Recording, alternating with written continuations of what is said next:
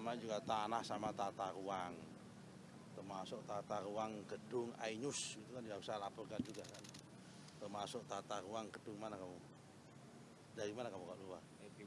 Nah, termasuk tata ruang gedung Kompas itu kan saya laporkan juga kan, namanya juga tata ruang kan, termasuk melaporkan status sertifikat tanahnya Kompas gitu kan. Jadi laporan rutin, Pak. Laporan rutin. Ada yang khusus Pak, mungkin ada yang laporan khusus? Oh enggak lah, enggak ada yang khusus, umum-umum aja. Umum-umum aja. Nggak boleh lihat depan Pak. Umum-umum saja.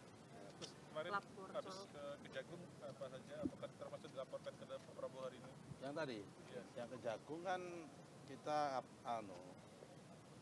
menyamakan frekuensi tentang pemberantasan mafia tanah. Karena kan saya sampaikan saja di Indonesia ini potensi tumpang tindih tanah itu memang luar biasa. Karena setelah saya dalami akibat masa lalu itu memang ada sekitar 6,4 juta hektar tanah yang kalau di sertifikatnya itu jumlahnya 13,8 juta bidang sertifikat. Ada sertifikatnya, nggak ada petanya. Nah ini memang potensi tumpang tindih. Nah karena potensi tumpang tindih itulah saya harus keliling ke berbagai lapangan. Salah satunya keliling ke Kejaksaan Agung, nanti ke kepolisian dan sebagainya. Karena inilah yang potensi masalah sengketa tanah, kemudian konflik pertanahan, kemudian yang dimainkan oleh mafia tanah. Objeknya itu ada di mayoritas ada di 6,4 juta hektar ini. Yang ini. Setiap ada konflik itu saya lihat itu selalu saya review ini objeknya di situ. Karena selama ini objeknya selalu di situ terus-menerus, maka kami datang ini harus mau nggak mau kan harus kita selesaikan ini. Kalau toh nggak bisa menyelesaikan semua, minimal kan harus saya mengurangi. Tinggal 1 juta atau berapa. Supaya apa potensi konflik dan sengketa pada kemudian hari itu menurun. Kalau nggak selesai kan akan konfliknya akan terus menerus. Yang Pak, terkait pembebasan 6,4 lahan juta IKN. itu tuh kebanyakan di pulau mana Pak? Atau daerah mana? Merata. Kalau soal mafia tanah kan saya kemarin udah ngomong. Saya minta kepada APH supaya dikenakan pasal berlapis.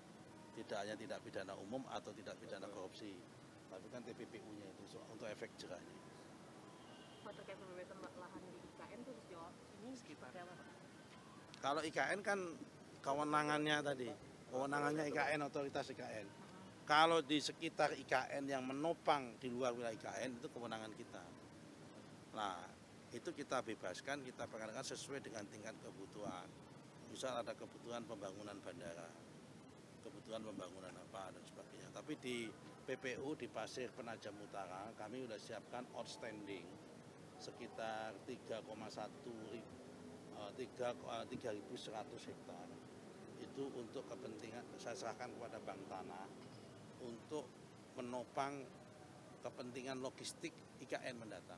Apakah bandara, apakah gudang, apakah pelabuhan, apakah nanti perumahan pekerja atau apa kalau dibutuhkan di situ.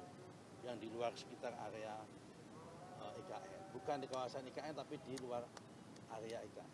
Pak, Karena kalau IKN sendiri itu murni kewenangannya otoritas IKN.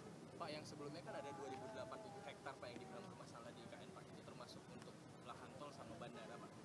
Penyelesaian Sebenarnya bukan masalah. Yang bilang masalah siapa? sebelumnya kan disebutnya masalah Pak. Bukan masalah. Jadi gini loh, itu HGU. HGU-nya habis, diambil alih. Memang kalau habis kan diambil alih negara. Yang lama keberatan diambil alih, kan? Kemudian yang lama keberatan diambil alih, ada sebagian penduduk menempatin, ya kan? Ya tinggal yang menempatin kalau itu rakyat, kan ada kewajiban 30% tanah yang dikelola oleh Land Bank itu harus dibuat reforma agraria.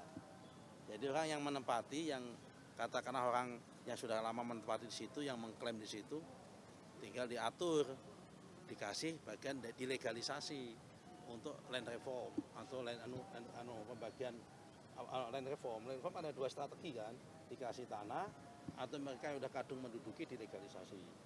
Nah, karena mereka udah kadung menduduki dilegalisasi, tinggal masalah isunya adalah jumlah. Karena kalau land reform kan jumlahnya nggak boleh banyak, nggak boleh hektar-hektaran. Mungkin hanya setengah, kalau untuk mungkin setengah hektar, seperempat hektar, kalau lahan pertanian mungkin maksimal 5 hektar dan sebagainya. Kalau untuk land reform, saya kira itu ya. Aman kan? Pak, yang soal 537 perusahaan sawit kan katanya Ya, betul. potensi dendanya berapa Pak dari 500? Kalau potensi dendanya sedang dihitung oleh BPKP. Kami minta BPKP menghitung. Jadi kan itu sejarahnya begini Mas. Menurut Undang-Undang 39 tahun 2014, pasal 42, undang-undang itu tentang perkebunan. Ya.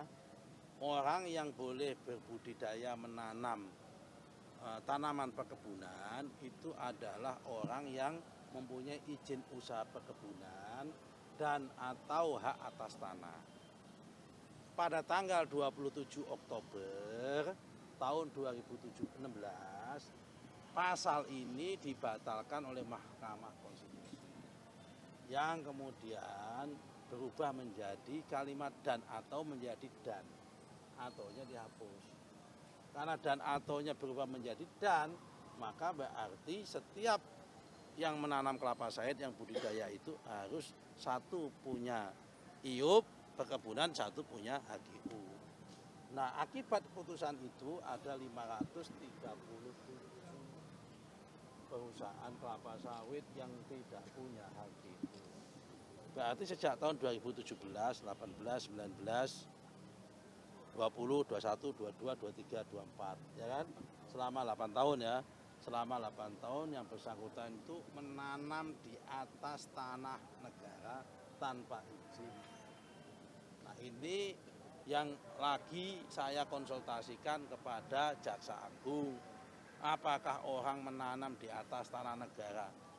Ya kan, jutaan hektar selama 8 tahun itu masuk pelanggaran perbuatan melanggar hukum apa tidak? Nah, kemudian yang udah kadung nanam, mereka ini dendanya dikenakan berapa? Apakah sifatnya dendanya itu bagi hasil? Apakah dendanya dihitung sewa selama 8 tahun atau bagaimana? Kita serahkan sama juru hitungnya BPKP. Targetnya kapan Pak? Targetnya sampai Desember ini harus selesai. Tapi perkiraannya soal potensi yang 300 triliun itu nggak sih Pak? Kan waktu itu pernah disebut potensi negara. Tanya yang bersangkutan. Pada soal itu saya nggak mau berspekulasi. Terima kasih, Pak. Terima kasih, Pak.